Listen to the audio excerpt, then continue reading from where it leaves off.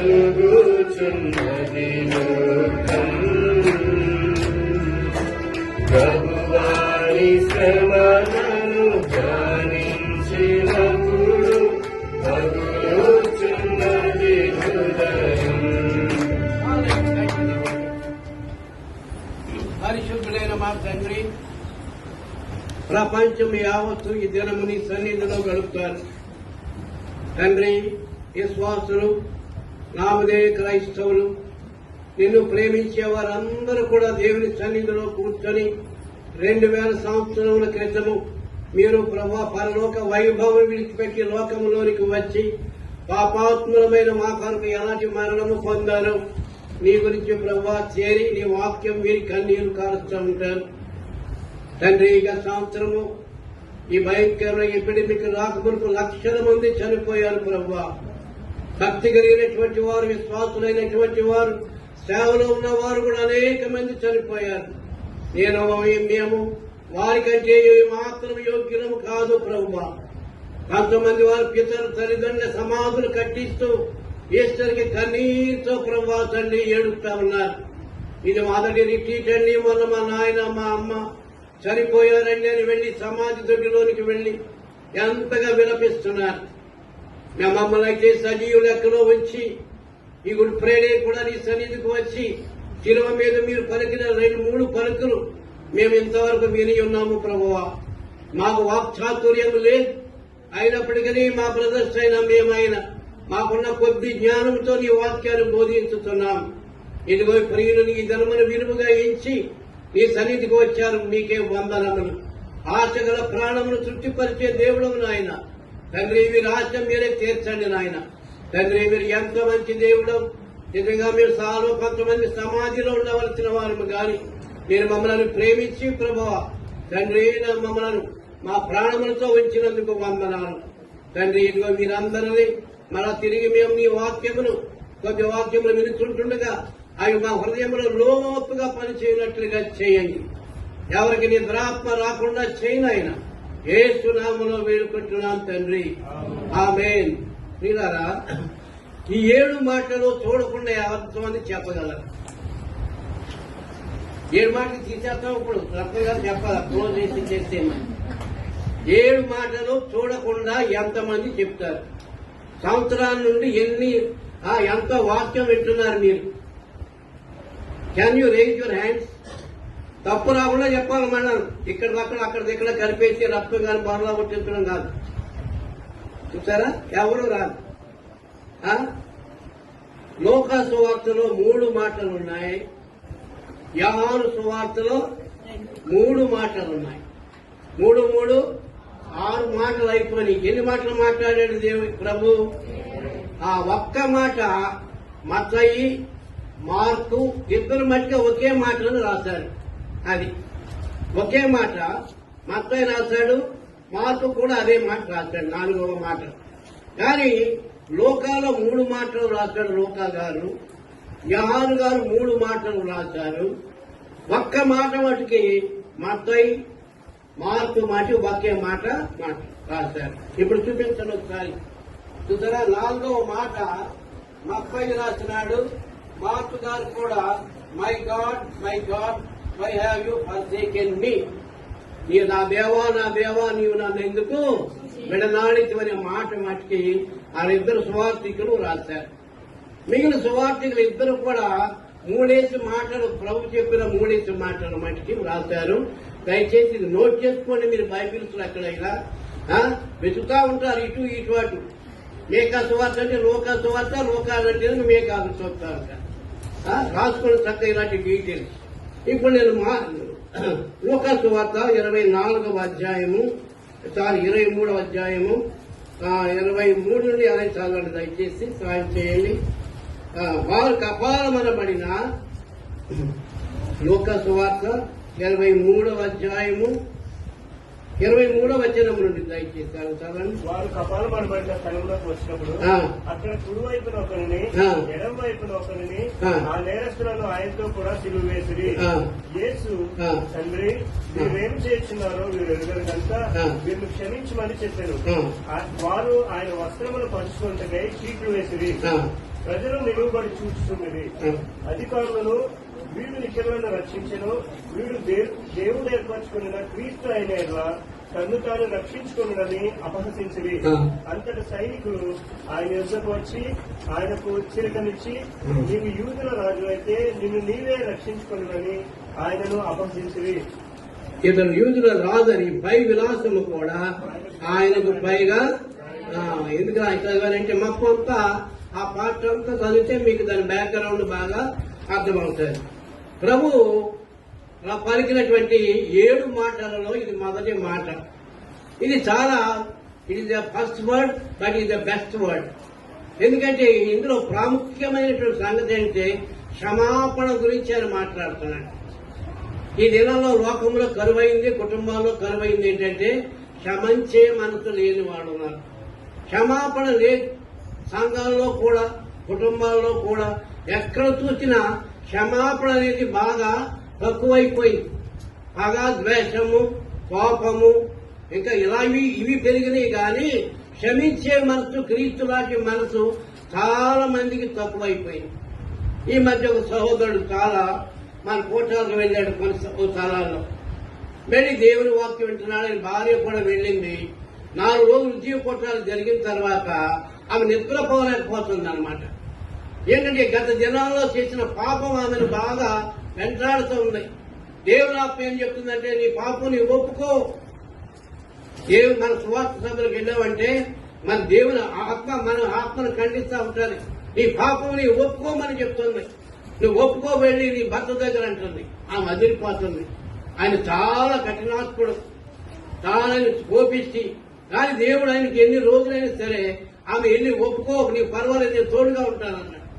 సరే ఒక రోజు బాగా ఉపవాసం ఉండి కన్నీరు కార్చి ఆమె జీవితంలో చేసిన పెద్ద పప్పుని ఆయన దగ్గరికి వెళ్ళి కాళ్ల మీద పడ్డది. వెళ్ళి కాళ్ళు పట్టుకుని వదులుతలేదు. ఏంటమ్మా ఏంటమ్మా అని ఏడుస్తుంది గట్టిగా. అప్పుడు నెమ్మదిగా చెప్పింది, అయ్యా మన జీవితంలో మీకు తెలియకుండా నేను ఒక పెద్ద పప్పు చేశాను, నేను మీకు నమ్మకంగా లేనని చెప్పింది. ఒకే మాట అంతే. ఆ ఏడుపు చూసైనా కానీ ఆయన క్షమించవలసింది. ఆయన ఏం చేశాడు, దగ్గరున్న రోకలు పెట్టి గట్టిగా కొట్టాడంతే. తీసుకెళ్లిపోయి ఇంటి దగ్గర వదిలేసి వచ్చాడంతే. నాకు తెలియకుండా ఇలాంటి జీవితాన్ని జీవించావా అని తీసుకెళ్లి ఇంటి దగ్గర పడేస్తాడు. వాళ్ళు ఎక్కడ భార్య ఇంటి దగ్గర. సరే ఏడుస్తాను, ప్రభువా నువ్వే కదా నన్ను ఒప్పుకోమని చెప్పింది. ప్రభువా వాక్యం 4 రోజులు నాకు రెస్ట్ లేదు, అసలు ఉనికి వేయలేదు. నువ్వేమో రాత్రి పగలు నేను పడుకున్నప్పుడు కళ్ళు తెలిసానంటే నువ్వు కనబడుతున్నావు. నువ్వు వెళ్లి ఒప్పుకోమంటున్నావు. నేను వెళ్లి నా భర్త యొక్క మూర్ఖత్వం నాకు తెలుసు, అయినప్పటికీ నువ్వు చెప్పావు గనుక నా దేవుడు గనుక నేను వెళ్లి ఒప్పుకున్నాను. ప్రభువా ఇప్పుడు చూడు, నా కాళ్ళు ఇరిగినాయి, నా చేతులు ఇరిగిపోయినాయి, నా ఫల భయంకరమైన దెబ్బలు, తడుకోలేకపోతున్నాను, కూర్చోలేకపోతున్నాను. ఏడుతో మొదలెట్టింది. ఏమంటారు తెలుసా, నీవే కదా నన్ను వెళ్లి ఒప్పుకోమన్నావు. ఎవరు ఒప్పుకోమన్నారండి? దేవుడే చెప్పాడు. మరి ఒప్పుకోకుండా ఉంటే ఎలా కూర్చోది? దేవుని ఆత్మాన్ని గట్టిగా పట్టుకుంటుందంతే. నీవే కదా నువ్వు అన్నావు. అయినా కొన్ని రోజులు ఆయన తత్వం తెలిసి నేను వెళ్ళలేదు. అయినప్పటికీ ప్రతిరోజు నీవు నన్ను ఏమంటున్నావు, వెళ్ళి నీ పాపం ఒప్పుకోమంటున్నావు. నేను నీ యొక్క మాట విని నేను ఒప్పుకుంటే నాకు వచ్చిన శిక్ష ఇదా ప్రభా? ఇంతేనా నా జీవితం? ఇంకా ఇక్కడే ఉండిపోవాలా? నేను నా భర్త దగ్గర నేను వెళ్ళకూడదా? నన్ను క్షమించడా ఆయన? ఇక నీరు కాల్చాము. ప్రార్థన ఎప్పుడు కూడా పరిస్థితులను మారుస్తుంది. ప్రియులారా, ప్రార్థన ఏం మారుతుందండి? చెప్పండి. పరిస్థితులను మారుస్తుంది. నీ ఇంట్లో పరిస్థితులు భయంకరంగా ఉండొచ్చు. ఏ మానవుడు కూడా తీర్చలేకపోవచ్చు, సాల్వ్ చేయలేకపోవచ్చు. కానీ there is only one person in this world who can solve any kind of problem in your face. Man may fail. సోకాలు A అవతారమూర్తులైనా fail అయిపోవచ్చు. కానీ if you take your problem to the lord, దేవుని దగ్గర నీ సమస్యను తీసుకుని వెళితే కన్నీటితో నీవు ఒప్పుకున్నట్లయితే ఆయన ఆ పరిష్కారం, చక్కటి పరిష్కారం ఇస్తాడు. సరే అమ్మాయి ప్రార్థన చేసింది 1 వీక్ 10 రోజుల పాటు. ఈయన ఇక్కడ వండుకుంటున్నాడు, చేతులు కాలుతున్నాయి, కాళ్ళు కాలుతున్నాయి, మూతి కాలుతుంది. సరిగ్గా ఏది కూడా రుచిగా లేదు. ఉప్పు రోజులు ఎక్కువేస్తున్నాడు, ఓ రోజు ఏమో పప్పు ఎక్కువేస్తున్నాడు, ఒక రోజులు కారం ఎక్కువేస్తున్నాడు. కింద ఆటలు మండిపోతుంది, కింద తిన్నాము దాంట్లో రోజు కారం ఎక్కువ. అప్పుడు అనుకుంటాడు దీన్ని అనవసరంగా కొట్టారే అంటున్నాడు. ఆయన ఏమంటున్నాడు, దీన్ని కొంతమంది పురుషులు ఏమంటారు, ఇలా కొంతమంది చదువుకున్న వాళ్ళు కూడా highly educated, how there calling there wife, ఇలా అంటున్నాడు. మరి అక్కడి నుంచి అది వెళ్ళిపోయినప్పటి నుంచి ఒక ముద్ద కూడా అమర్చలేదు అంటున్నాడు. దేవుడు తెలుసు ఎవరిని ఎలా డీల్ చేయాలో, ఎవరిని ఎలా సరి చేయాలో దేవుడికి తెలుసు. సరిగ్గా తినచ్చాడు, అలాగే 10 నెలలు అయిపోయింది. అప్పుడు దేవుడితో మాట్లాడుతున్నాడు. ఏమన్నాడంటే, అబ్బాయి నీ భార్యను బాగా కొట్టావు, మంచిదే, పంపించేస్తావు, నువ్వు క్షమించలేకపోయావు, క్షమించకుండా ఉండి అలాగే ఉంటే ఏం చేస్తుండేవాడు నీవు? చూసారా దేవుడు ఎలాంటి వాడైనా ఆమె ఒప్పుకోకుండా ఆ పని చేసినందుకు క్షమించాలని అడగకుండా నేను ఉంటే ఎలా ఉండేవాడివి? రోజు ఆమెను ముద్దులు పెట్టుకునేవాడు కదా, సంతోషించేవాడు కదా, ఆమెను చాలా చక్కగా చేరదీసేవాడు కదా.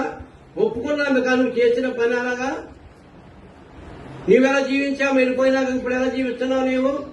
రోజుకి ఎవరో కూడా వస్తూ ఉంటారు నీ ఇంటికి. ఇప్పుడు నిన్నేలాగా నీ గొడ్డలతో ఇదే కురాకులతో కాదు, నేను గొడ్డలతో దంతా నేను అన్నాడు దేవుడు. దేవుడు ఊరుకుంటాడండి. ఆయన న్యాయవంతుడు ప్రియులారా. ఇప్పుడు కూడా ఎప్పుడైతే దేవుని స్వరం ఆయనకి అలాగే వినబడిందో వెంటనే ఏం చేశాడు, తలుపేశాడు. తలుపేసుకుని ఇంట్లో కూర్చుని లబో అని గట్టిగా దేవుని దగ్గర అడుగుతున్నాడు, ప్రభువా నేను ఆమె కాదు, నేను ఇంకా దుర్మార్గుని, నిజమే నా పాపస్థితి అంతా నేను చూపించావు, నేను క్షమించలేకపోయాను గాని అతను నన్ను కానీ నేను కానీ చెప్తే ఆమె నన్ను క్షమించాలో లేదో నాకు తెలియదు ప్రభువా. ఏడ్చాడు, కన్నీరు గార్చాడు.